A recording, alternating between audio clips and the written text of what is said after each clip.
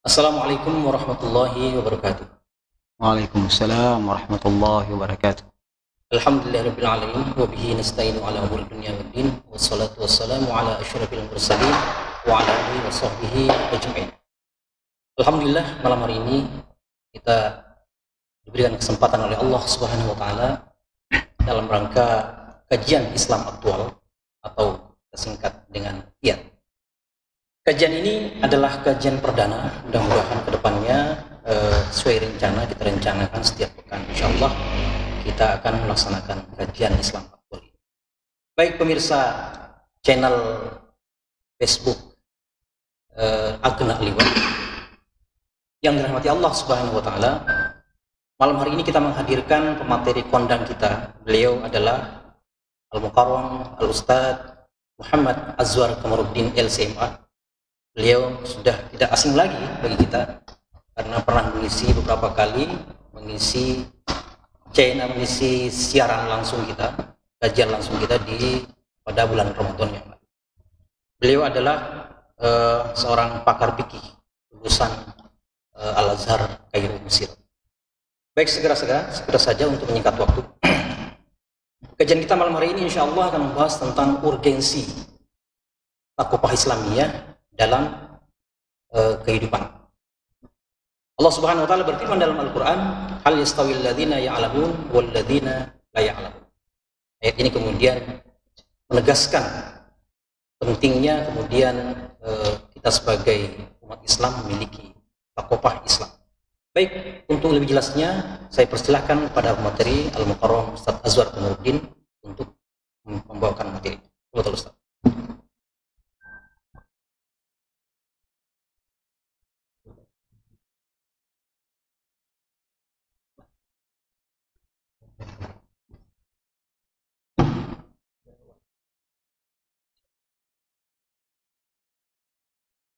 Baik, terima kasih banyak. Bismillahirrahmanirrahim. Assalamualaikum warahmatullahi wabarakatuh. Waalaikumsalam warahmatullahi wabarakatuh. Alhamdulillah, alhamdulillahilladzi an'ama alaina bi ni'matil iman wal islam. Wassalatu wassalamu ala asyrafil anbiya'i wal mursalin habibina wa maulana wa uswatina wa qudwatina Muhammadin sallallahu alaihi wasallam wa ala alihi wa ashabihi wa man sara ala nahjihi wa ihtada bihadihi ila yaumiddin, amma ba'd. Para hadirin wal hadirat, pemirsa channel Agna Liwa yang mudah-mudahan senantiasa dirahmati oleh Allah Subhanahu wa taala. Alhamdulillah, pada kesempatan ini Allah Subhanahu wa taala kembali mempertemukan kita dalam sebuah majelis. Mudah-mudahan majelis yang kita adakan pada kesempatan kali ini adalah majelis yang senantiasa diberkati oleh Allah Subhanahu wa taala, sehingga Allah Subhanahu wa taala senantiasa menurunkan kepada kita semua rahmat, inayah, taufik dan hidayahnya, sehingga kita dapat menapaki kehidupan kita ini sesuai dengan syariat Islam, sesuai dengan apa yang diinginkan oleh Allah Subhanahu wa taala. Amin amin ya rabbal alamin. Baik, insyaallah pada kesempatan ini kita kembali akan sedikit mengulas tentang thaqafah Islamiyah yang mana saya kira permasalahan tentang thaqafah Islamiyah ini sudah pernah kita sama-sama kaji, utamanya pada bulan Ramadan kemarin, dan mudah-mudahan insyaallah masih masih fresh di ingatan kita masing-masing. Dan insyaallah pada kesempatan ini sebelum kita masuk ke dalam urgensi atau kenapa kita harus, apa fungsi daripada, apa manfaat daripada thaqafah Islamiyah ini dalam kehidupan kita, insyaallah sebelumnya kita akan flashback tentang posisi thaqafah Islamiyah itu sendiri di dalam atau di antara ma'rifah atau di antara informasi-informasi, di antara maklumat-maklumat, di antara ma'arif-ma'arif yang ada yang kita pelajari. Oke, sebelum kita lanjut jadi kalau berbicara tentang thaqafah ini merupakan bagian daripada ma'rifah. Jadi apa yang dipelajari orang, apa yang dituntut oleh orang, apa yang dicari orang, mulai dari TK, mulai dari sudah adanya dia sudah bisa berbicara, adanya dia sudah bisa ngomong dan lain sebagainya, sudah bisa berpikir, semua apa yang berusaha untuk dia ketahui itu adalah ma'rifah. Itu adalah ma'rifah. Nah, kemudian ma'rifah ini secara garis besar itu ada dua pembagian besarnya. Ma'rifah atau pengetahuan yang diketahui oleh orang, anak kecil misalnya tahu ini A, ini B, mulai tahu bahwasanya oh ternyata ini panas, ini dingin. Kemudian sudah bisa berpikir, mengatakan oh ternyata kalau orang terjun dari atas itu sakit dan lain sebagainya. Itu semua ma'rifah. Nah, itu semua ma'rifah. Diajarkan bahwasanya ada yang namanya Allah Subhanahu wa taala, itu semua adalah ma'rifah. Begitu pula semua apa yang kita tuntut, semua apa yang kita pelajari, apa yang seseorang pelajari, mulai dari tingkatan taman kanak-kanak sampai tingkatan perguruan tinggi, sampai selesai doktor, postdoktoral dan lain sebagainya, semua yang dipelajari di tempat pembelajaran itu semua adalah yang dicari adalah ma'rifah. Nah, sebagai seorang muslim kita harus tahu dan kita harus bisa memetakan ma'rifah ini yang mana yang seharusnya kita pelajari terlebih dahulu dan yang mana yang seharusnya menjadi sebuah kerangka berpikir kita di dalam kehidupan dunia ini. Karena kenapa? Karena kita tahu bahwasanya kita hidup di dunia ini tak lain tak bukan adalah untuk menyembah kepada Allah Subhanahu wa taala, menghambakan diri kita kepada Allah Subhanahu wa taala.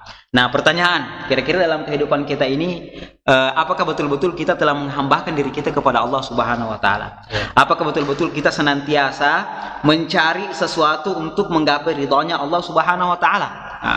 Supaya apa? Supaya kita betul-betul sadar dan tahu bahwa kita ini on the track sesuai dengan sesuai dengan maksud penciptaan kita di muka bumi ini. Karena kalau kita hidup bukan atau jauh daripada maksud penciptaan kita, maka saya kira itu merupakan sebuah perjalanan yang mana perjalanan kalau tidak sesuai dengan tujuan daripada perjalanan itu berarti perjalanannya melenceng, ya Satya. Menyimpang. Betul, menyimpang. Makanya bagaimana caranya supaya perjalanan hidup kita menyimpang? Mulai dari pengetahuan yang kita pelajari ini, itu semua kita peruntukkan untuk apa? Untuk menyembah kepada Allah Subhanahu wa taala. Makanya kita harus memetakan. Jadi mulai dari kecil ada mempelajari ini namanya kubus, ini namanya balok dan lain sebagainya. Kita petakan yang mana yang sangat penting untuk kita pelajari terlebih dahulu, kemudian mempelajari hal-hal yang lain. Nah, sebagaimana tadi kita jelaskan sedikit bahwasanya segala sesuatu yang kita cari, pengetahuan, ini kan sebagaimana tadi ayat yang dikemukakan oleh moderator mengatakan Allah Subhanahu wa taala berfirman, hal yastawil ladzina ya'lamuna wal ladzina la ya'lamun. Apakah sama orang yang berilmu dan orang yang tidak berilmu? Nah, ini pertanyaan Allah Subhanahu wa taala di sini adalah pertanyaan yang dikenal dalam tafsir sebagai istifham inkari saja. Istifham inkari yang tidak membutuhkan pertanyaan yang tidak membutuhkan jawaban. Pertanyaan tidak membutuhkan. Kenapa?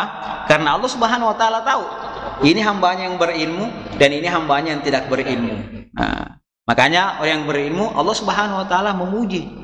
Allah Subhanahu wa taala mengatakan yarfa'illahu alladhina amanu minkum walladzina utul ilma darajat. Allah Subhanahu wa taala mengangkat orang-orang yang beriman, begitu pula yang diberikan ilmu darajat. Darajat, beberapa derajat. Kemudian hadis Rasulullah sallallahu alaihi wasallam banyak sekali. Di antaranya Rasulullah sallallahu alaihi wasallam mengatakan may yuridillahu bihi khairan yufaqihu fid din. Barang siapa yang dikehendaki oleh Allah Subhanahu wa taala kepadanya kebaikan, maka akan dipahamkan di dalam agama, akan difakihkan dalam agama, dipahamkan tentang dimudahkan pemahamannya di dalam agama. Kemudian di dalam hadis yang lain dikatakan talabul ilmi faridatun ala kulli muslimin. Begitu pula Rasulullah sallallahu alaihi wasallam juga mengatakan man salaka tariqan yaltamisu fihi ilman sahhalallahu lahu tariqan ilal jannah. Barang siapa yang menempuh jalan untuk menuntut ilmu, maka Allah Subhanahu wa taala akan memudahkan, bukan memasukkan surga ya, memudahkan jalannya untuk masuk surga. Nah, makanya kita mengetahui tentang ma'rifah, pengetahuan dan pembagiannya di dalam kehidupan kita, itu kita gunakan untuk apa? Kita gunakan untuk bagaimana caranya kita bisa, sebagaimana kata Rasulullah SAW, memudahkan kita untuk masuk surga. Nah, apakah dengan adanya kita belajar, yang penting bisa dipelajari, kita pelajari saja? Seperti itu caranya kita belajar? Tidak. Karena kenapa? Karena di dalam kehidupan ini ada sesuatu yang khas milik kita sebagai orang Muslim. Ada juga yang istilahnya milik semua orang secara umum.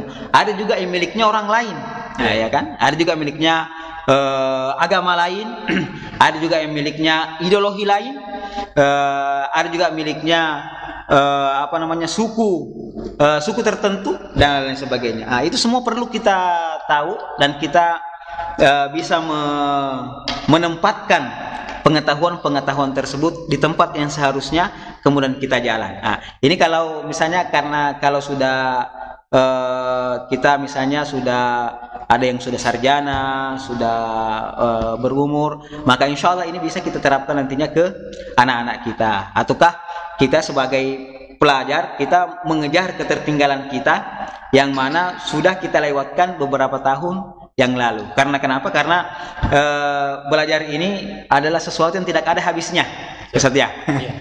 Sampai ulama-ulama mujtahid pun itu sampai akhir hayatnya mereka senantiasa belajar, mereka senantiasa menuntut ilmu.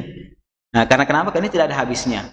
Karena tidak ada orang yang bisa dalam hidupnya satu kali hidup di muka bumi ini langsung tahu semuanya. Tidak ada orang. Nah, makanya senantiasa makin tinggi biasanya ilmunya seseorang itu makin kuat belajar.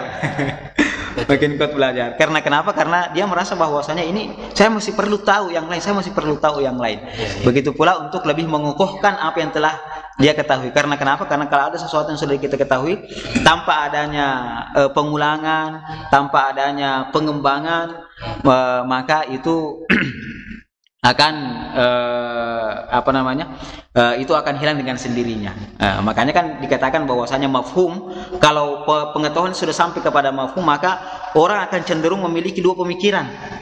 Nah, yang pertama ada namanya pemikiran al-insya'i, dan yang kedua ada namanya pemikiran at-tasa'udi atau pemikiran irtiqai. Ada pemikiran al-insya'i, jadi dia mengembangkan pemikiran tersebut. Ada namanya pemikiran irtiqai.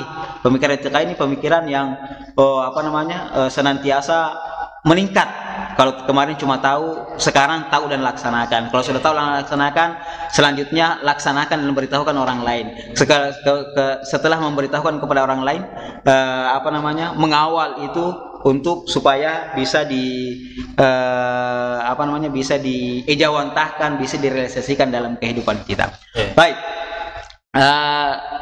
Sebelum sampai ke sana tadi, kita sedikit flashback tentang ma'rifah, pembagian daripada ma'rifah itu. Sebagaimana kemarin kita telah ketahui bersama, saya beri Ustaz. Betul.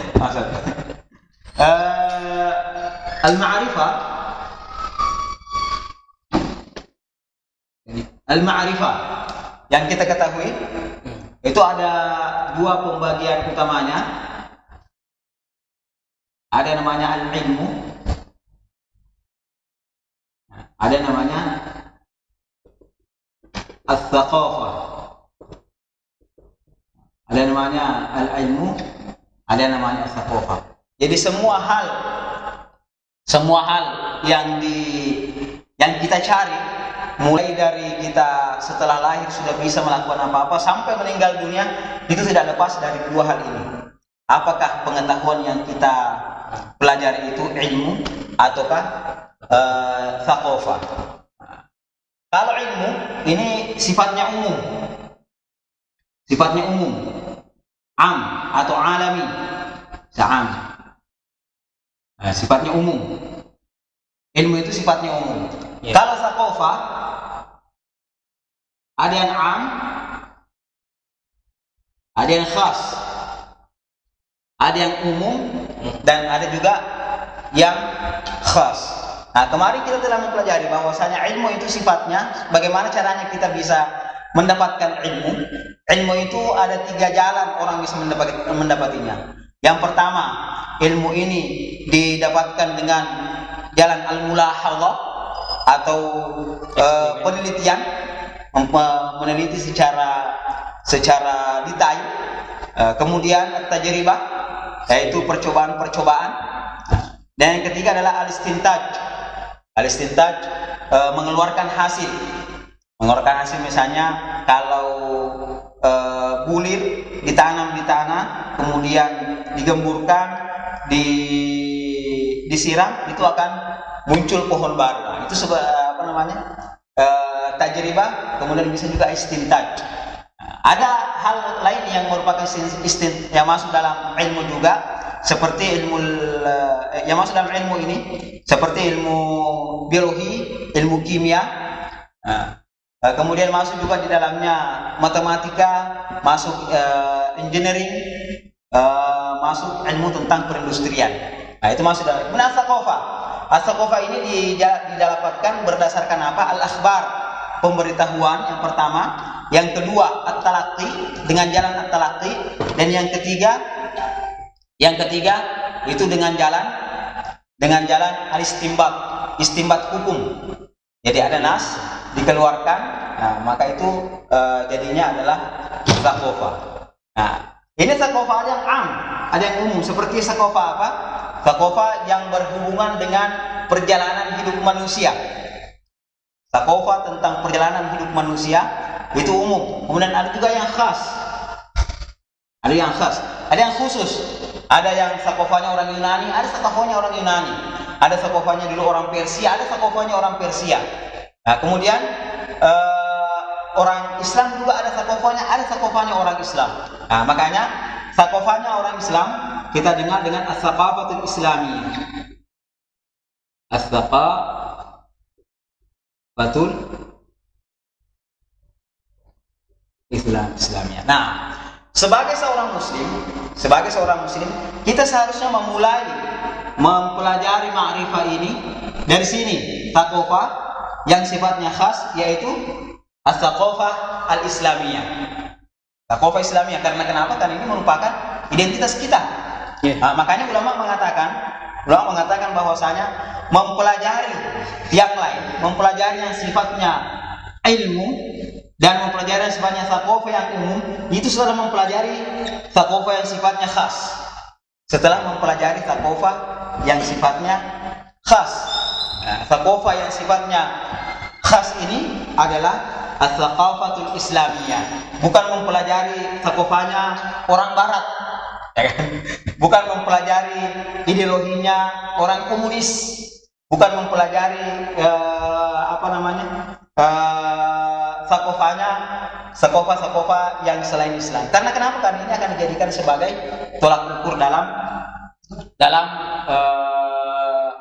perjalanan hidup kita. Kemudian, sebagaimana kemarin kita sama-sama pelajari bahwasanya saqafah Islamiyah ini ada yang sifatnya maqasid,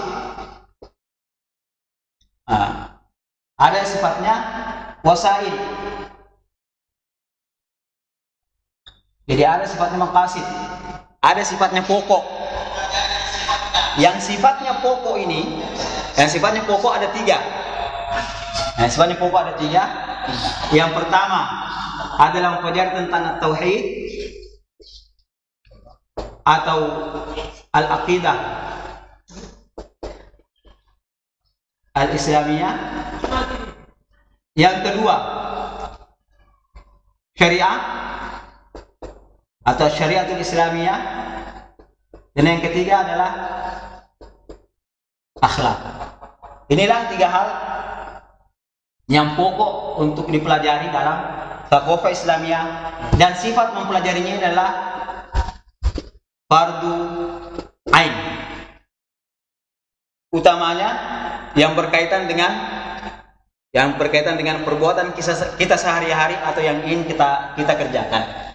Nah, jadi yang pertama tauhid, ini harus mantap.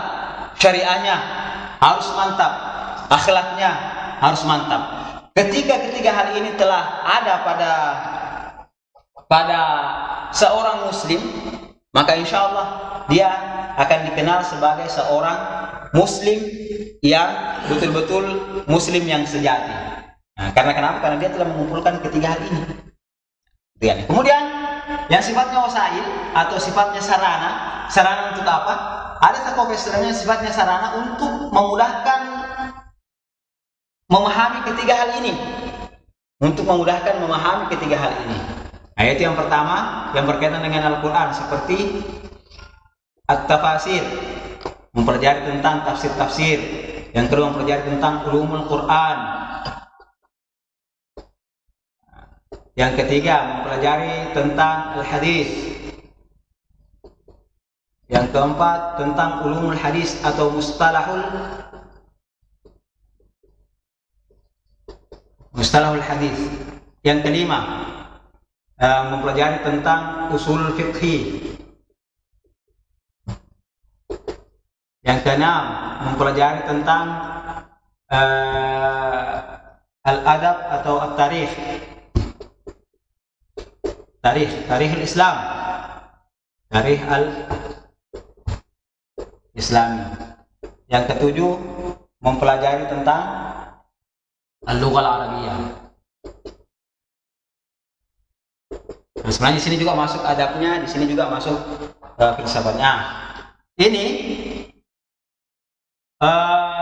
mempelajari thaqafah Islamiyah ini yang sifatnya wasail itu fardu kifayah. Artinya apa? Tidak perlu semua orang mempelajari. Cukup ada orang yang mempelajari satu dan semua bisa. Akan tetapi kalau seorang pelajar muslim yang ingin mendalami Islam, maka ini juga menjadi fardu ain bagi dia.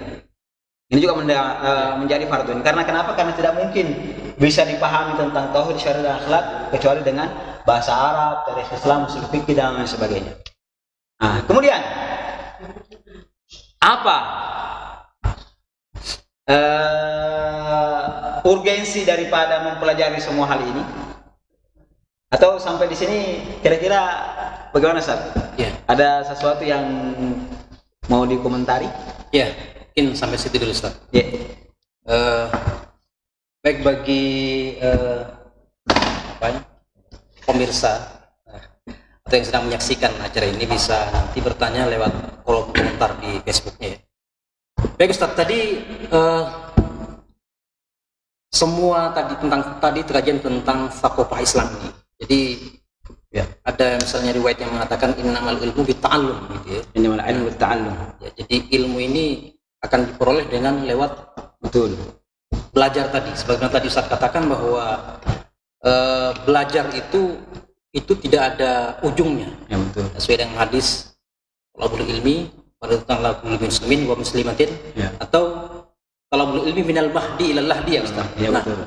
Jadi urgensinya bagi seorang muslim tentang thaqafah Islam ini seperti apa Ustaz? Kenapa memang harus dipelajari? Ya. Jadi sebagaimana tadi yang Ustaz katakan, itu ada sebuah maqul yang mengatakan ta'allamu fa inna syakhsa la yuladu aliman. Ya. Belajarlah kalian karena seseorang itu tidak dilahirkan berilmu sebagai orang alim, ya, sebagai orang berilmu. Jadi meskipun bapaknya misalnya adalah seorang ulama, meskipun bapaknya adalah seorang ustaz, meskipun bapaknya adalah seorang habib dan lain sebagainya, itu tidak serta-merta membuat anaknya menjadi pintar, menjadi alim juga, ya, menjadi berilmu juga. Akan tetapi biasanya yang keluarganya yang seperti itu akan membawa anaknya untuk supaya dia nantinya juga bisa menuntut ilmu, bisa mengetahui segala sesuatu berkaitan dengan maqasid tentang thaqafah Islamiyah ini. Nah, urgensi daripada adanya kita mempelajari thaqafah Islamiyah ini seperti apa? Ini tidak lepas daripada tujuan kita diciptakan sebagaimana yang kita ungkapkan di awal pertemuan, bahwa kita diciptakan ini adalah untuk beribadah kepada Allah Subhanahu wa taala. Makanya Allah Subhanahu wa taala mengatakan wa ma khalaqtul jinna wal insa illa liya'budun. Tidaklah saya menciptakan jin dan manusia kecuali untuk menyembah kepada saya. Nah, ini untuk al-ibadah. Nah, ibadah ini maknanya luas, bukan sekedar ibadah di masjid saja, akan tetapi segala hal yang diperuntukkan untuk menghambakan diri kita kepada Allah Subhanahu wa taala itu adalah ibadah. Makanya dalam akhlak, dalam syariah ini bukan cuma mempelajari tentang masalah ibadah mahdoh saja, akan tetapi syariah atau fikih itu mempelajari setidaknya ada 4 hal, sebagaimana ulama fikih membagi, ada membahas tentang masalah ibadah, kemudian membahas tentang muamalah, membahas tentang munakahat dan membahas tentang jinayah. Nah, 1, 2. Nah, keempat hal ini ulama semua mengkaji hal-hal yang ada di dalam kitab-kitab wasail ini, kemudian menghasilkan keempat hal ini. Dan semua hal ini sampai jinayat itu untuk apa? Untuk dipakai beribadah kepada Allah Subhanahu wa taala. Dan urgensinya kita harus tunduk, urgensinya kita tunduk kepada ibadah kepada Allah Subhanahu wa taala dengan mengerjakan semua syariat Islam ini adalah apa? Untuk menggapai sa'adatun fid dunya wal akhirah wa sa'adatun fil akhirah. Nah, jadi perlu diperhatikan ini sa'adatun fid dunya wa sa'adatun fil akhirah. Jadi begini.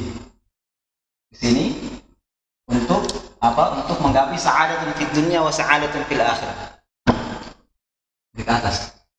Ya. Jadi seharusnya ilmu itu Ustaz ya, itu semakin mendekatkan kita kepada Allah. Betul. Ya. Semakin mendekatkan kepada Allah Subhanahu wa taala, dan bukan cuma berkaitan tentang urusan akhirat saja. Antara berkaitan juga dengan masalah dunia, berkaitan dengan masalah pribadi, berkaitan dengan masalah yang hubungannya dengan bermasyarakat, begitu pula yang ada hubungannya dengan bernegara. Itu semua diatur dan itu merupakan ibadah kepada Allah Subhanahu wa taala. Ya. Tadi kan dijelaskan tentang ilmu dan zakawah Ustaz. Ya. Jadi kalau al-ilmu tadi itu contoh realnya mungkin adalah seperti misalnya ilmu-ilmu matematika, kimia, ilmu-ilmu yang berkaitan dengan mekanis misalnya gitu. Kemudian zakawah itu bisa didapatkan lewat talaqi, al-akhbar dan istinbat. Betul, dan istinbat. Nah, kira-kira mana yang harus kita dahulukan? Kalau boleh misalnya kita mendahulukan ini gitu Ustaz ya. Baik. Mana kira-kira yang mesti kita dahulukan? Apakah zakawah atau al-ilmu? Baik. Ya. Jadi sebagai seorang muslim, jadi ini ada yang umum, ini satu umum, ini dua umum. Nah, karena ini sifatnya umum, ini biasanya kalau kita mendapatkan sesuatu yang khusus dan umum, yang khusus didahulukan. Ya kan? Yang khusus didahulukan. Tadi. Benar? Ya, yang khusus didahulukan.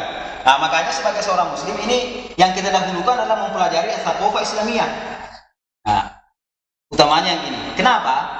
Kalau al-ilmu ini tidak berkaitan dengan wijhatun nadhrin.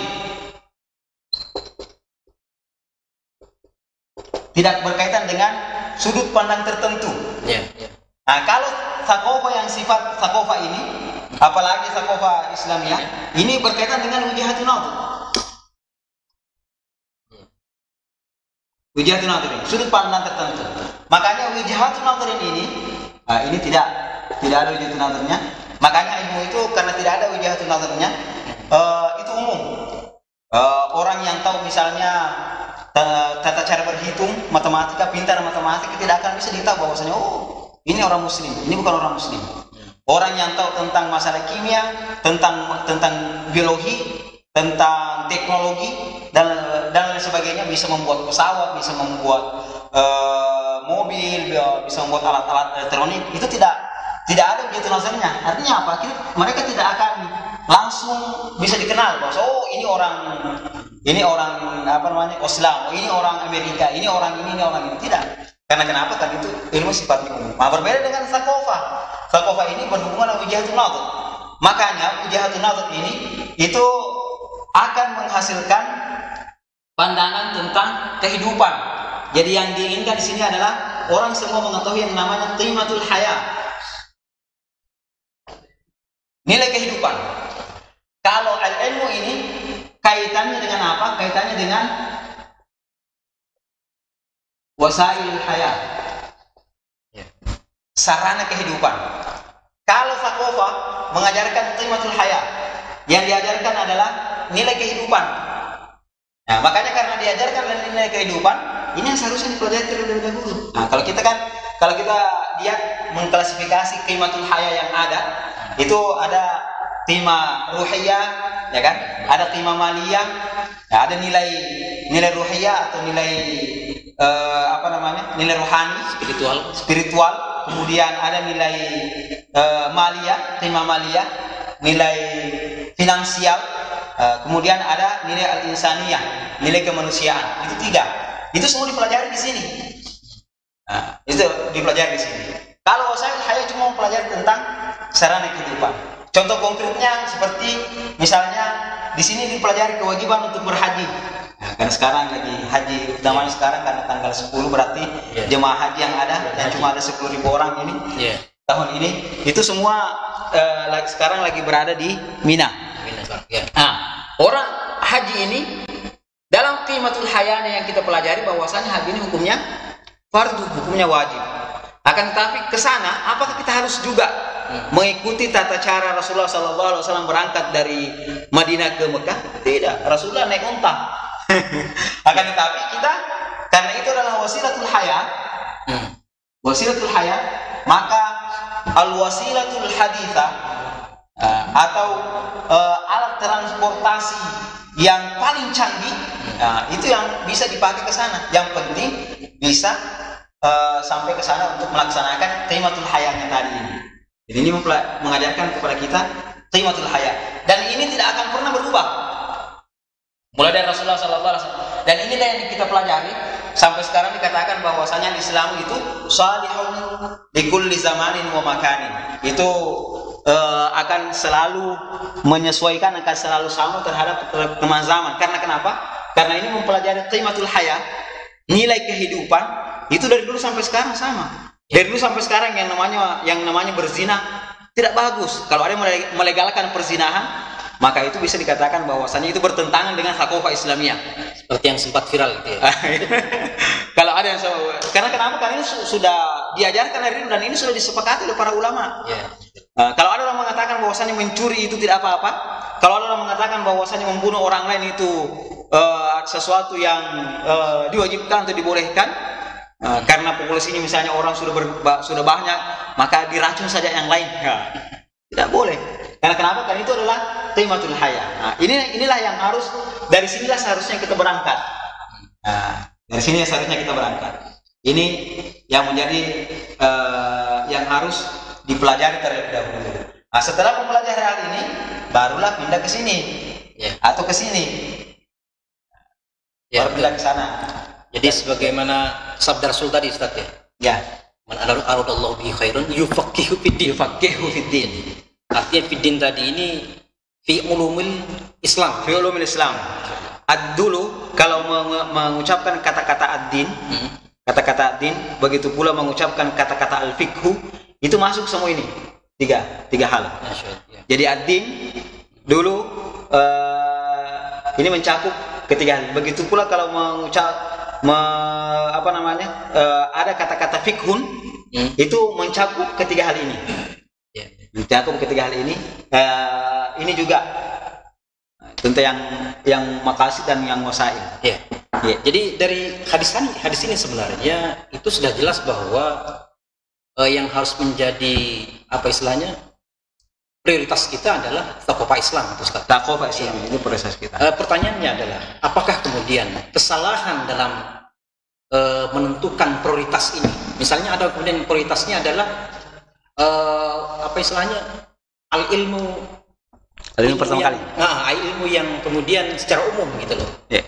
Dan tidak memperhatikan fatwa Islamiyahnya, sehingga kemudian menyekolahkan anaknya ke luar negeri gitu kan. Nah, kira-kira pandangan Ustaz bagaimana? Apakah kemudian ini yang bisa menjadi salah satu step yang keliru sehingga kemudian lahirlah orang-orang yang misalnya karena ilmu agamanya kurang sehingga lahirlah kemudian pemimpin-pemimpin yang korup atau bagaimana? Ya, barakallahu fiik. Jadi betul. Ketika thaqafah Islamiyah bagi seorang muslim ini, bagi seorang muslim ketika thaqafah Islamiyah ini tidak mantap, kemudian mempelajari hal-hal yang sifat umum, yang sifatnya umum. Jadi istilahnya begini, dia mempelajari tentang wasilatul haya itu tinggi daripada qimatul haya. Makanya yang konsennya apa? Konsennya adalah wasailul haya. Sarana kehidupan yang lebih konsen bagi dia, akan tapi qimah kehidupan, nilai kehidupan dia tidak terlalu perhatikan. Nah, makanya yang dia perhatikan bagaimana caranya supaya hidupnya bisa, sarana kehidupannya bisa ada untuk anak cucunya, untuk dia, untuk kehidupan kesehariannya bisa, wasilah kehidupannya bisa ada. Nah, seharusnya ini dibalanskan antara wasail haya dan qimatul haya. Kalau perlu qimatul haya ini yang lebih dominan. Nah, yang lebih dominan di dalam pandangannya tentang kehidupan. Ya, apalagi tentang ilmu gitu Ustaz ya. Ya. Jadi prioritasnya. Masya Allah. Jadi nah kemudian yang kedua Ustaz tentang pembahasan ini perlu dijelaskan sedikit tentang maklumat gitu ya. Maklumat dan mafhum. Ya. Okay. Jadi di mana maklumat dan kapan dia menjadi mafhum Ustaz? Baik. Jadi tadi semua hal ini tauhid dan semua yang bersifatnya thaqafah Islamiyah ini semua barulah maklumat ya. Maklumat bagi orang. Nah, sebelum kita masuk ke sana, terlebih dahulu ini karena kita berbicara tentang urgensi daripada mempelajari thaqafah Islamiyah adalah jalannya ibadah kemudian untuk sa'adatun fid dunya wa sa'adatun fil akhirah. Adanya kita memperoleh kebahagiaan di dunia dan kebahagiaan di akhirat. Yang pertama, ini perlu sedikit didefinisikan tentang sa'adah ini, kebahagiaan. Kebahagiaan ini bagaimana arti kebahagiaan bagi seseorang? Ya kan? Coba tanya diri masing-masing. Para pemirsa bisa bertanya kepada diri masing-masing. Apa kira-kira arti kebahagiaan bagi kita sekarang ini? Apakah dengan mendapatkan banyaknya uang, ataukah banyaknya sarana-sarana kehidupan, memiliki rumah yang besar, memiliki kendaraan yang banyak, itu merupakan ataukah apa? Atau apa? Ini sa'adat mana sa'adah. Sehingga kita bisa nantinya mengatakan bahwasanya semua hal ini akan mengantarkan kita ke sini. Sa'adatun fid dunya wa sa'adatun fil akhirah. Nah, sa'adah ini, mana sa'adah atau mana kebahagiaan bagi seorang muslim adalah menggapai ridha Allah Subhanahu wa taala. Menggapai ridha Allah Subhanahu wa taala itu merupakan makna kebahagiaan bagi seorang muslim. Jadi kalau ada yang mengatakan kebahagiaan itu adalah dengan mendapatkan kepuasan jasmani, maka sebuah pemikiran yang mana kita dibawa kepada pemikiran, kalau bukan pemikiran sekuler atau pemikiran kapitalis, dia adalah pemikiran komunis. Seperti itu, karena ideologi yang ada di dunia ini kan ada tiga, ada kapitalis, ada sosialis, dan ada Islam. Makna kebahagiaan bagi orang kapitalis sama orang sosialis adalah mendapatkan kepuasan jasmani. Nah, sekarang kira-kira pemikiran kita tentang sa'adah, kebahagiaan selama ini, apakah ridha Allah ataukah kepuasan jasmani? Tanya diri masing-masing, ya kan? Tanya diri masing-masing. Kenapa? Karena itu berarti kalau yang kedua, berarti kita selama ini dipengaruhi dengan pemikiran-pemikiran kapitalis ataukah pemikiran-pemikiran komunis. Nah, makanya sa'adah di sini, sa'adat fid dunya, sa'adat fil akhirah adalah kita mendapatkan mencapai ridha Allah Subhanahu wa taala. Nah, di situ menggapai ridha Allah Subhanahu wa taala. Kenapa? Ridha Allah Subhanahu wa taala ketika digapai ada tiga hal. Ada tiga hal yang menjadi indikator utamanya. Yang pertama memuaskan akal, yang kedua menenteramkan hati, dan sesuai dengan fitrah manusia. Ini kenapa? Kalau orang sudah menggapai sa'adah, biar tidak ada apa-apanya, bahagia juga. Biar tidak ada ininya, senyum-senyum juga, ya kan? Biar hartanya tidak terlalu banyak, cuma ada bisa untuk makan ini dan hari esok. Senyum juga, merasa bahagia juga. Karena kenapa? Karena sudah sa'adatun fid dunia. Karena hal ini semua sudah ada sama dia. Makanya kalau kita lihat ulama-ulama dulu semuanya bahagia semua. Menyusun kita banyak sekali. Sedangkan kita ribuhu abadan.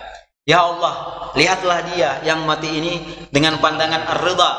Karena sesungguhnya orang yang engkau lihat dengan pandangan ridha tidak akan engkau azab selama-lamanya. Itulah makna sa'adatun fil akhirah. Nah, bagaimana caranya ini semua bisa menjadikan orang sa'adatun fid dunya wa sa'adatun fil akhirah? Ini semua harus menjadi mafhum bagi seseorang. Harus menjadi pemahaman, bukan sekedar maklumat. Bukan sekedar maklumat.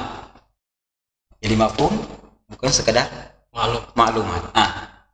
Ini kayaknya mungkin sedikit kita sederhanakan atau kita detailkan.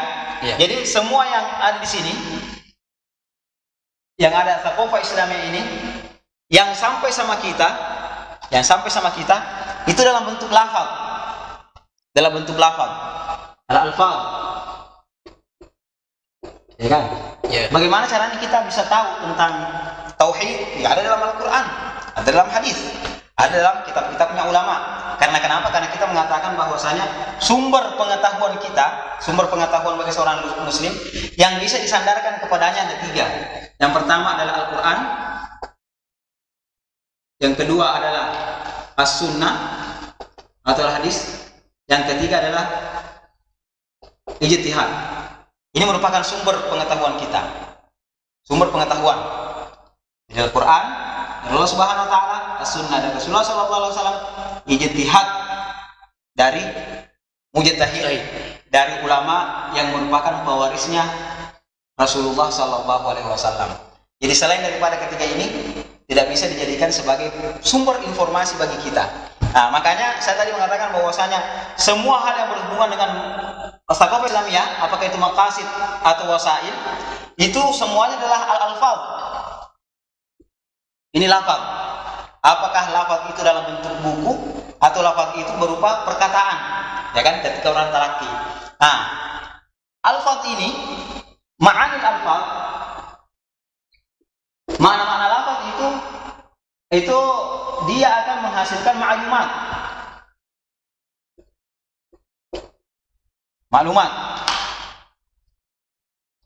Nah, jadi kalau mengatakan maklumat berarti ini cuma informasi, belum ada proses di dalamnya. Nah, kemudian untuk merealisasikan maklumat ini betul-betul sebagai sebuah ibadah kepada Allah Subhanahu wa taala, maka kita harus menjadikannya mafhum. Nah, bagaimana cara menjadikan mafhum?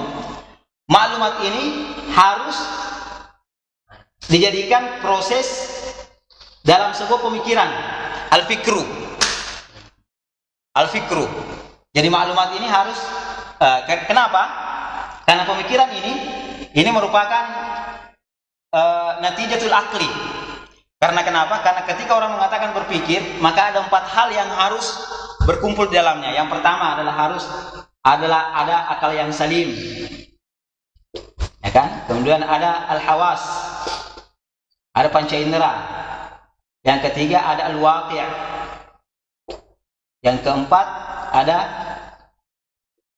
maklumat sabiqah. Nah, ini 4. maklumat tadi ini yang ada dalam buku-buku itu harus ada di sini. Makanya harus dipelajari terlebih dahulu. Kemudian dimasukkan dalam proses berpikir. Nah, ketika sampai pada proses berpikir,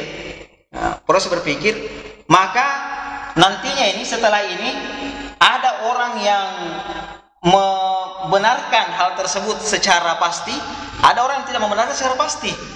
Nah, kemudian muncul di sini tasdik. Nah, tasdik. Kalau orang sudah ada tasdik terhadap apa yang dia pelajari, maka itu akan menjadi mafhum. Itu akan menjadi pemahaman bagi seseorang. Jadi harus dibenarkan. Nah, makanya kemarin kita mengatakan bahwasanya salah satu cara untuk menjadikan untuk mempelajari thaqafah Islam itu harus ada unsur al-imaniyah. Ya kan? Ya. Harus ada unsur keimanan. Karena kenapa? Karena maklumat ini ketika proses berpikir itu betul-betul harus dibenarkan. Dibenarkan dengan apa? Dengan proses keimanan sampai menjadi sebuah mafhum. Makanya maklumat ini harus ada waqi'nya. Nah, makanya mafhum adalah rabatul maklumat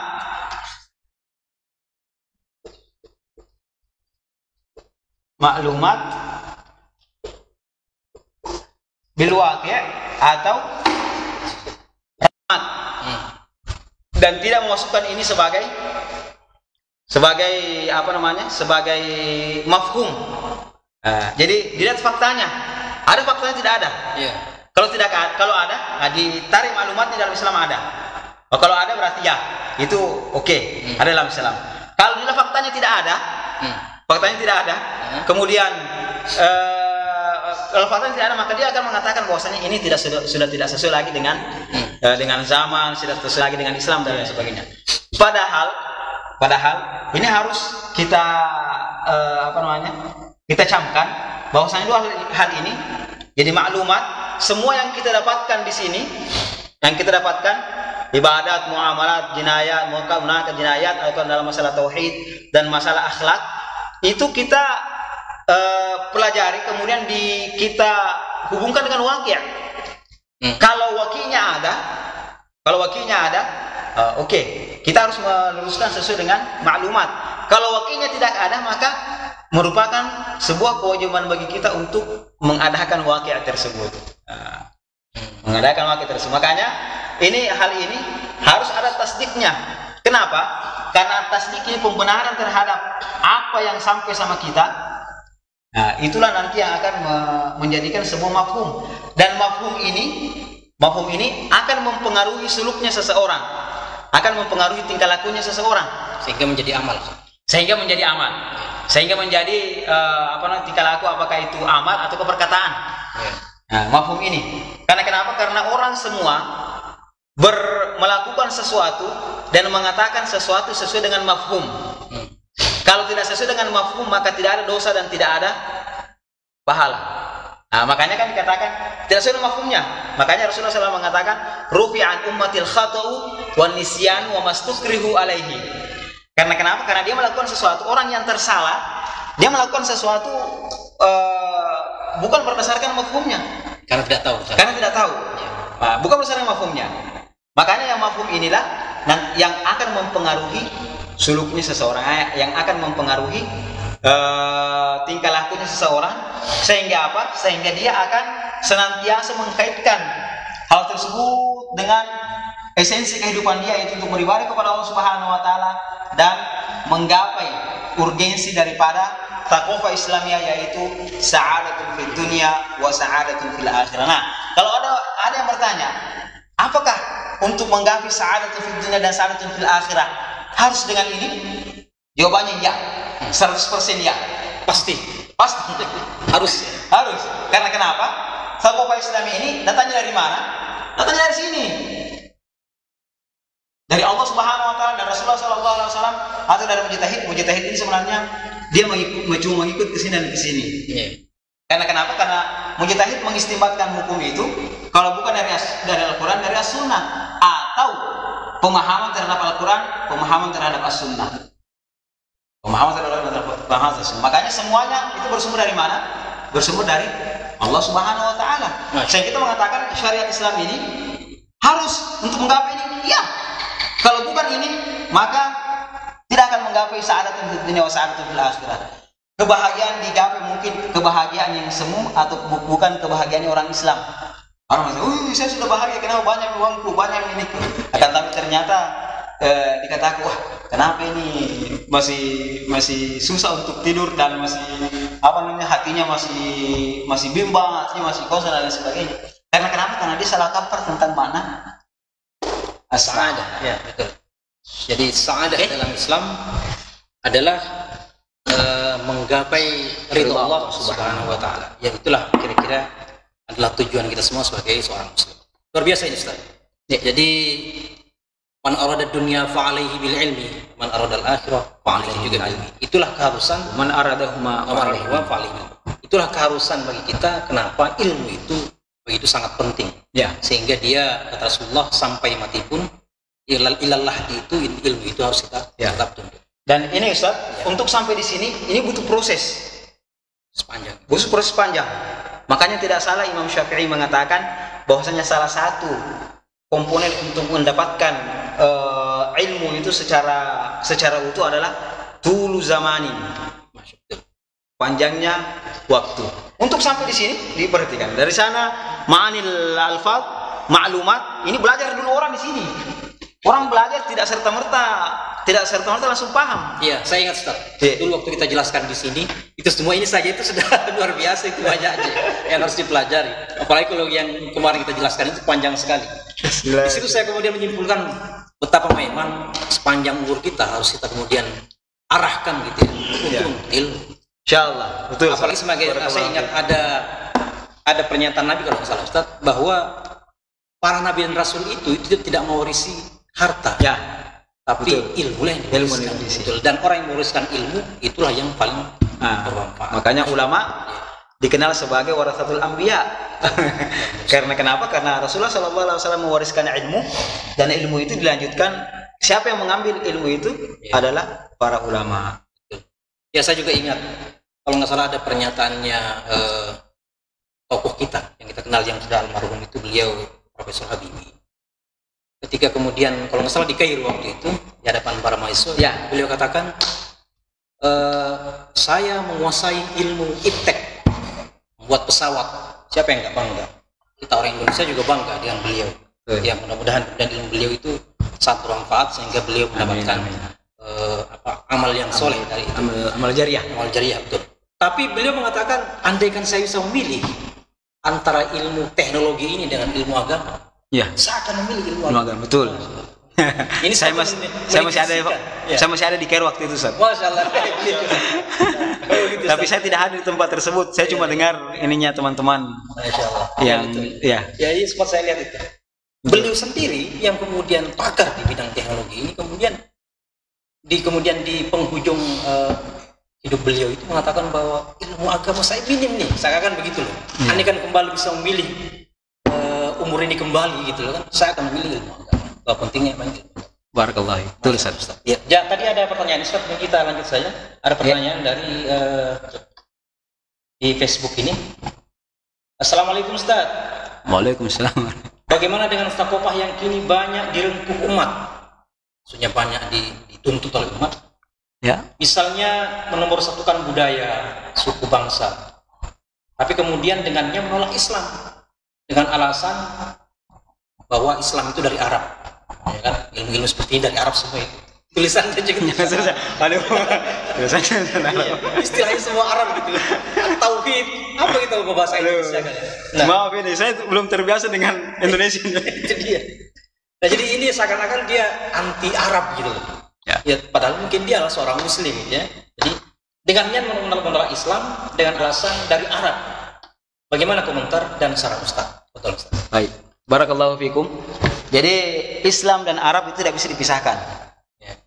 Kenapa Allah Subhanahu wa taala memilih orang Arab dijadikan sebagai pengemban dakwah pertama?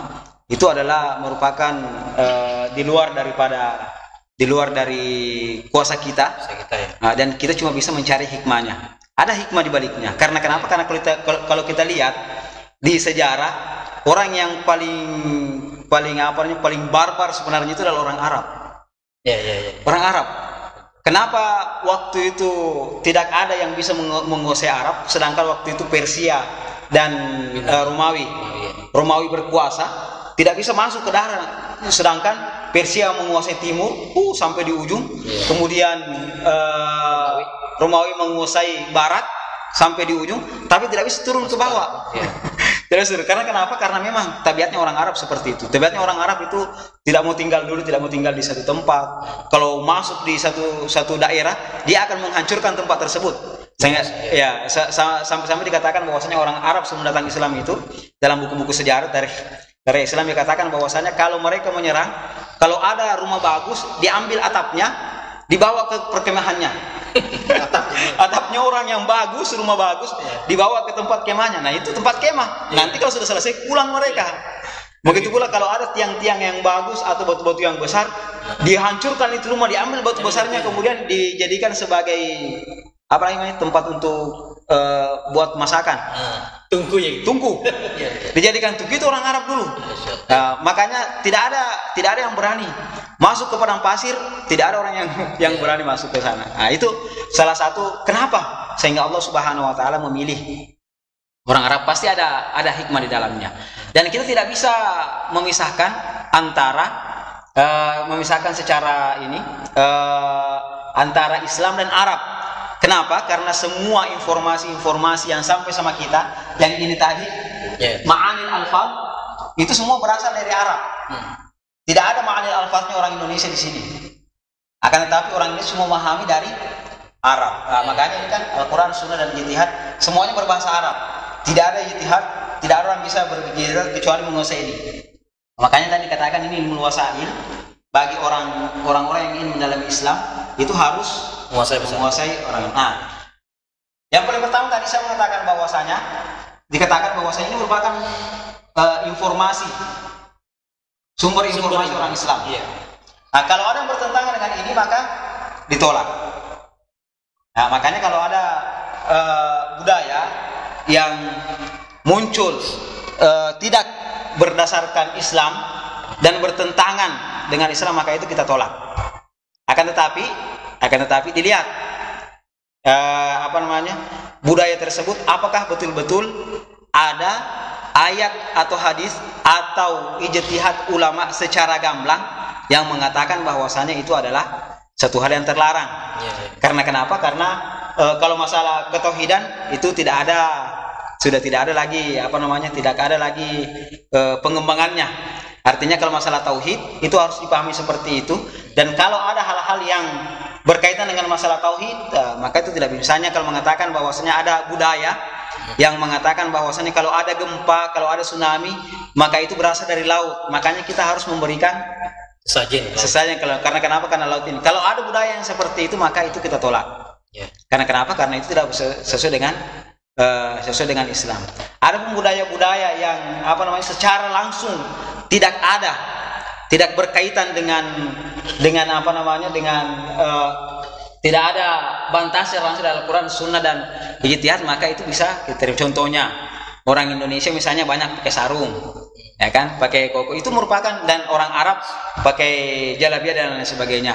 Nah, itu merupakan kalau itu adalah kita anggap sebagai budaya setempat, maka seperti itu. Ada pun budaya misalnya dulu kita kalau kita dengar bahwasanya ada di antara tempat di Indonesia ini yang dulunya budayanya perempuannya misalnya cuma pakai baju sampai di sini, ya kan? Ataukah cuma kembar dan lain sebagainya. Ini tidak menutup aurat. Maka kita mengatakan bahwasanya budaya seperti itu adalah budaya yang bertentangan dengan syariat Islam. Nah, jadi ini kita harus sedikit bijak dalam menghadapi hal ini.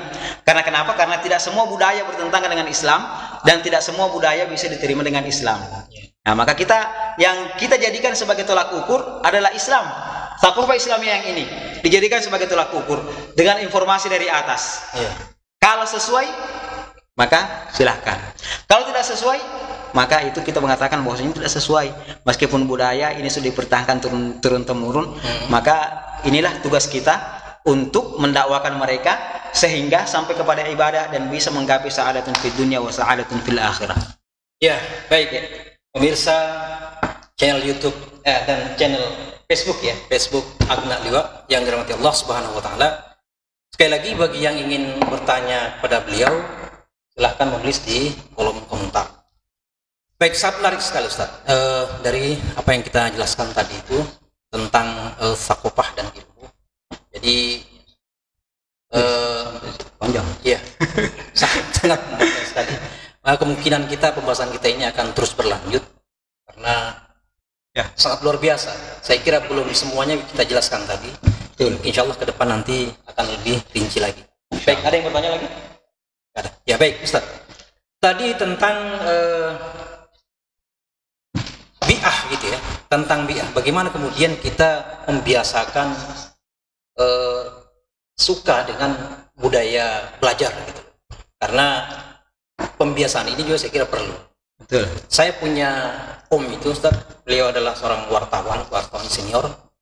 Kalau saya perhatikan beliau, itu kemana saja beliau bawa buku. Misalnya menjenguk orang yang sakit di rumah sakit, beliau bawa buku. Nah, di sela-sela waktu yang kemudian beliau tidak yang kosong gitu, beliau baca. Nah, barangkali biak seperti ini memang kita harus biasakan sehingga kita terbiasa menuntut ilmu, membaca dan sebagainya. Kira-kira apa kiat-kiatnya agar kita kemudian terbiasa dengan apa istilahnya itu? Terbiasa dengan apa istilahnya? Komunitas kah atau apa ya? Terbiasa dengan pembelajaran gitu, dengan belajar. Ya, terbiasa dengan belajar gitu. Artinya suka dengan belajar. Dengan belajar, suka dengan misalnya komunitas-komunitas keilmuan, suka dengan apa misalnya kelompok-kelompok yang belajar, yang kemudian itu bisa mengupgrade sakopah kita. Ya, itu yang perlu saya. Iya. Karena sekarang ini saya perhatikan ada semacam dikotomi. Jadi misalnya ada pengajian kelompok mana dia kan begitu, ya kan? Nah, bagaimana kemudian kita bisa masuk ke semua lini ini tanpa kemudian adanya hambatan-hambatan karena firqah-firqah yang ada. Sehingga karena firqah ini kemudian kita bisa membatasi talabul ilminya. Jadi sebenarnya talabul ilmi itu kan penting, itu diperintahkan oleh agama kita. Tapi karena adanya tadi firqah-firqah ini, itu membatasi kita dalam menuntut ilmu. Nah, kira-kira bagaimana kiatnya, Ustaz? Baik. Jadi kiatnya untuk itu yang pertama, kita memang harus terlebih dahulu paham tentang tujuan utama kita diciptakan, ya kan? Yaitu untuk tadi beribadah kepada Allah Subhanahu wa taala. Sehingga apa? Sehingga di dalam kehidupan kita senantiasa berusaha untuk mengupgrade diri kita beribadah kepada Allah Subhanahu wa taala secara sempurna. Secara sempurna. Itu yang perlu. Sehingga apa? Sehingga kita senantiasa ingin belajar dengan apa? Dengan tujuan bahwasanya kita belajar untuk menyempurnakan ibadah kita.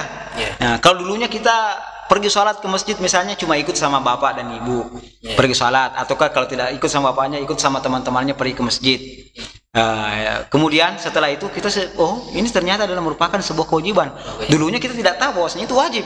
Makanya nanti sholat di masjid kalau ada temannya yang ajak pergi sholat. Nah, kemudian lama-lama tahu bahwasanya ternyata itu adalah kewajiban. Nah, artinya apa? Artinya ini ada proses untuk apa? Untuk melengkapi, ada proses untuk mengupgrade diri kita ke arah yang lebih sempurna. Nah, dengan adanya proses keinginan untuk senantiasa mengupgrade diri kita ke arah yang lebih sempurna, maka itu akan mendorong kita untuk senantiasa belajar. Kemudian kita belajar ini harus ikhlas karena Allah Subhanahu wa taala, bukan karena yang lain. Bagian ibadah, bagian daripada ibadah.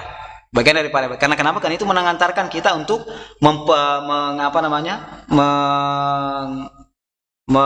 menggapai ibadah yang sempurna kepada Allah Subhanahu wa taala. Kemudian yang ketiga memang ini kalau tidak dari dalam, ini dari luar, adalah kita senantiasa ikut sama orang-orang yang senang baca buku. Ikut sama orang-orang yang senang dengan menuntut ilmu, ya kan? Makanya kan kita dianjurkan untuk mencari teman yang soleh, ya kan? Karena kenapa? Karena akan mengajak kita untuk apa? Untuk belajar juga.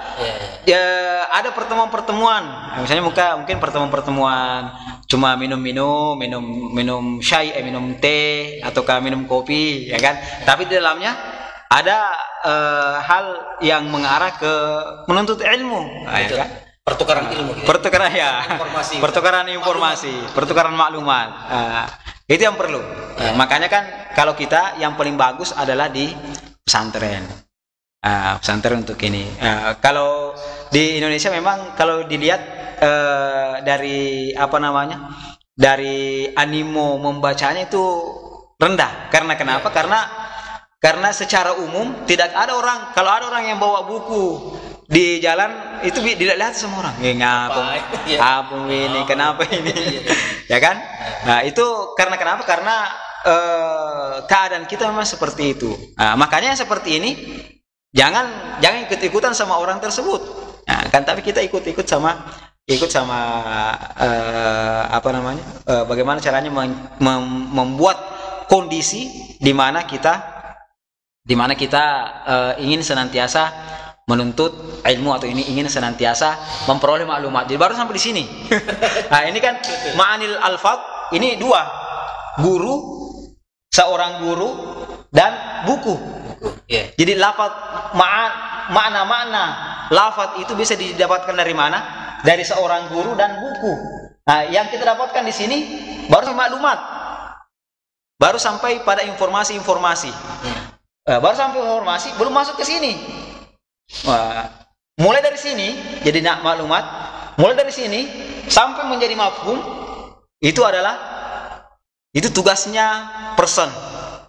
Makanya kalau kita lihat banyak orang yang sama-sama belajar, akan tetapi tidak semuanya jadi ulama. Betul. Ya kan? Banyak orang sama-sama, guru yang sama, buku yang sama, jam terbang yang sama, akan tetapi tidak bisa sampai di sini. Kenapa? Mulai dari proses berpikir, ini kemudian mengkaitkan antara maklumat dengan waqi', mengkaitkan waqi' dengan maklumat, kemudian ada tasdiknya, membenarkan apa yang ini. Kalau sudah dibenarkan, ya itu benar. Bagaimana caranya bisa dikatakan itu benar?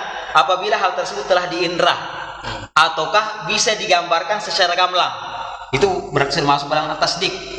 Karena misalnya orang banyak yang tidak salat, dia tahu salat itu karena kenapa? Dia belum sampai di sini. Dia belum sampai membenarkan. Ada tasdiknya ada. Saya tahu salat itu wajib. Dia belum salat. Dia berarti dia baru sampai di sini, Ustaz. Dia baru sampai di sini. Belum masuk dalam al-fikru, belum masuk sampai tasdik belum. Dia tahu karena maklumat, dia tahu salat itu wajib. Akan tapi saya belum. Kenapa? Belum tiada ilmunya, tidak dapat jadi uang, ataukah belum tentu masuk surga. Betul. Ya kan? Ya sama seperti ini, Ustaz. Jadi orang misalnya yang kuliah di UIN misalnya kan, jurusan syariah atau di mana, tapi tetap saja pacaran dan sebagainya. Ya, itulah, Ustaz. Jadi mulai dari sini al-fikru sampai di sini itu adalah tugasnya person. Tugasnya perorangan. Nah, makanya yang bisa sampai di sini sangat sedikit.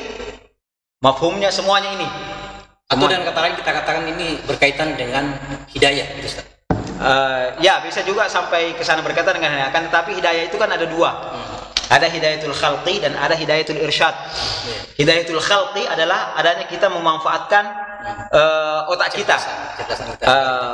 Allah Subhanahu wa taala memberikan kepada kita akal untuk membedakan kita dengan ciptaan yang lain. Nah, makanya dengan adanya kita menggunakan akal kita, itu artinya kita betul-betul memanusiakan diri kita. Memanusiakan diri kita dengan apa? Belajar. Mulai dari sini sampai betul-betul dapat dapat mafhum. Itu adalah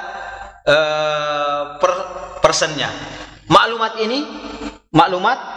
sampai di sini mungkin maklumat satu kali bisa satu kali baca, mungkin bisa dapat maklumat. Akan tetapi untuk sampai pada mafhum itu butuh proses yang panjang. Betul. Apalagi kalau hal-hal yang sifatnya akhlak, ya kan? Dan seorang tahu bahwasanya yang namanya misalnya berkata-kata yang baik itu adalah merupakan sebuah kebaikan. Karena tetapi kadang-kadang keceplosan, kadang-kadang ini. Ya. Nama itu. Utama makarimul akhlak. Baik, ada pertanyaan lagi nih Ustaz. Pertanyaan yang kedua dari orang yang tadi ini. Tokoh Islam bisa menjadi pemimpin dunia selama, maksudnya dengan tokoh Islam bisa memimpin dunia selama 13 abad. Bagaimana hal tersebut bisa dipahamkan kepada umat, Ustaz? Bagaimana hal tersebut bisa dipahamkan kepada umat? Artinya bahwa dengan tokoh ini kita bisa menguasai dunia. Islam saja. Baik, barakallahu fikum. Jadi dengan thaqafah Islamiyah ini, kaum muslimin dulu itu kalau bisa dikatakan bahwasanya mereka kepalanya terangkat. Jadi dengan thaqafah Islamiyah, kaum muslimin ini dulu bisa mulia dan dimuliakan oleh orang.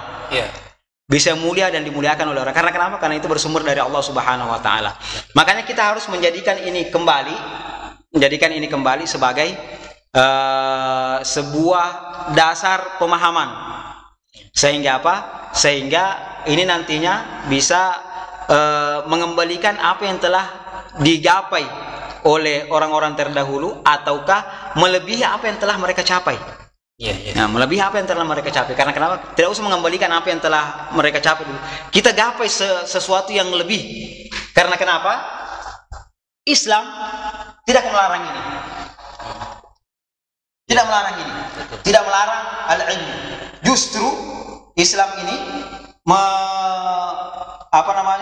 mendorong orang untuk berilmu supaya apa? Supaya wasailul hayanya menjadi lebih baik. Nah, coba lihat. Karena adanya dulu kereta api, itu rel kereta api yang paling panjang dulu dibuat waktu setelah kereta api ini ditemukan adalah rel kereta api yang berasal dari Istanbul ke Madinah. Ya. Itu adalah yang terpanjang. Untuk apa? Untuk wasailul hayah. Nah, makanya ulama-ulama dulu melakukan penemuan-penemuan, melakukan percobaan-percobaan itu untuk memudahkan kaum muslimin menempuh kehidupannya. Memudahkan kaum muslimin menempuh kehidupannya. Sehingga apa? Sehingga ada itu. Makanya ketika Islam insyaallah bisa menjadi atau thaqafah Islamiyah ini dimiliki oleh semua orang, sehingga semua pemikiran orang dan perasaannya adalah perasaan yang Islami, maka insyaallah itu akan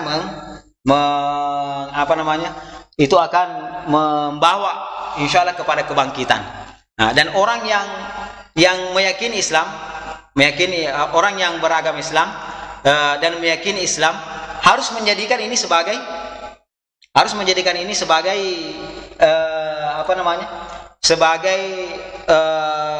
tolak pikir pola pikirnya. Maka sekarang mungkin kita perlu mengintrospeksi diri kita. Di dalam kehidupan kita kira-kira dalam perbuatan keseharian kita berapa persen senantiasa kita kaitkan dengan hal ini. Ketika kita bertindak, ketika kita berpikir, berapa persen hal tersebut kita kaitkan dengan hal ini. Supaya apa? Supaya kita bisa mengukur diri kita sendiri dulu. Mengukur diri kita.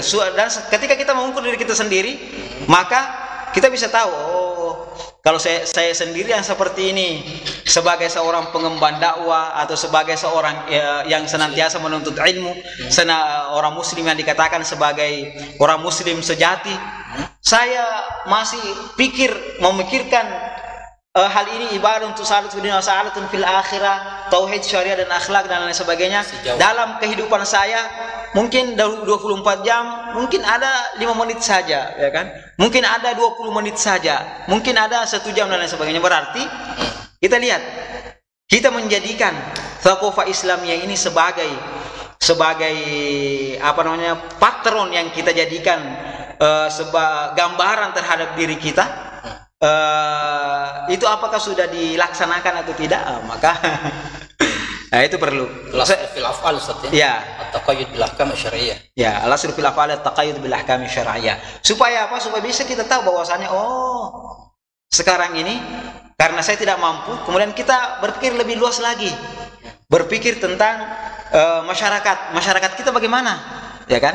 Apakah tindakan mereka, apakah pemikiran mereka, apakah perasaan mereka sudah Islami atau tidak? Nah, sebenarnya berpikir lebih luas lagi tentang hukum yang diterapkan sama kita, apakah sudah sesuai dengan ini, sesuai dengan maqasidnya atau sesuai dengan wasilnya atau belum? Nah, Masya Allah. Sehingga apa namanya kita bisa tahu bagaimana ininya, dan itu yang kita berusaha untuk sampaikan sama yang lain, kepada umat. Kenapa? Karena ini perlu, karena ketika Islam ini dipisahkan dari kehidupan, itu justru akan melemahkan kaum muslimin. Ketika Islam ini, karena Islam itu kamil mutakamil, sempurna dan saling menyempurnakan. Ketika ada yang dikotomi, ada yang dipisahkan sedikit, maka Islam tidak sempurna lagi. Betul. Ketika ada pemahaman Islam yang distorsi, maka pemahaman Islam itu akan menjadi bias. Tidak bisa sampai di sini. Betul. Tidak sampai di sini. Karena kenapa? Karena maklumatnya ini bias. Betul. Kalau maklumatnya bias, pikirannya ikut bias, tasdiknya juga akan tidak bagus, tidak pada tempatnya, maka tidak sampai pada mafhum. Nah, makanya ada penjelasan yang kita jelaskan sama orang, tidak mau diterima. Karena kenapa? Karena maklumatnya dia bisa saja tidak diambil dari sana. Ma'anil alfaz yang berasal dari Al-Quran, Sunnah, dan ijtihad. Oke, mungkin saja sedikit Ustaz. Baik Ustaz. Alhamdulillah Ustaz. Alhamdulillah kita sudah menyelesaikan sesuai dengan waktu yang kita siapkan malam hari ini. Dan mudah-mudahan nanti ke depan teman-teman yang lain juga bisa tahu cara bergabung di channel ini, ya. Sehingga kemudian pekan depan nanti insya Allah di waktu yang sama bisa bergabung di acara kita kajian Islam aktual, atau kita singkat dengan Kiat. Baik, syukur katsiran Ustaz atas ilmunya tadi, mudah-mudahan bermanfaat insya Allah. Yang jelas malam hari ini itu membuka wawasan kita, betapa memang perlu kita membiasakan diri kita untuk biasa menuntut ilmu dan sehingga tumbuh kecintaan dia terhadap ulumul Islam atau thaqafah Islam. Karena tanpa itu, sebagaimana tadi yang Ustaz katakan, bahwa kemuliaan yang digapai oleh para pendahulu kita itu adalah ketika mereka menapaki ini semua. Dan jalan kemuliaan Islam itu ya harus ini juga kita tapaki. Tanpa ini kita tidak akan bisa memuliakan diri kita, dan Islam tidak akan sampai pada kejayaannya kembali sebagaimana yang dijanjikan oleh Rasulullah SAW. Baik para pemirsa rahimakumullah, sampaikan syukran jazilan kepada Ustaz. Mudah-mudahan Ustaz di waktu yang ke depan lagi bersedia mengisikan waktunya untuk mengisi acara kajian seperti ini lagi di minggu depan. Baik, segera kita tutup acara kita dengan ucapan alhamdulillahirabbil alamin. Subhanakallahumma wa bihamdika asyhadu an la ilaha illa anta astaghfiruka wa atubu ilaik. Wassalamualaikum warahmatullahi wabarakatuh.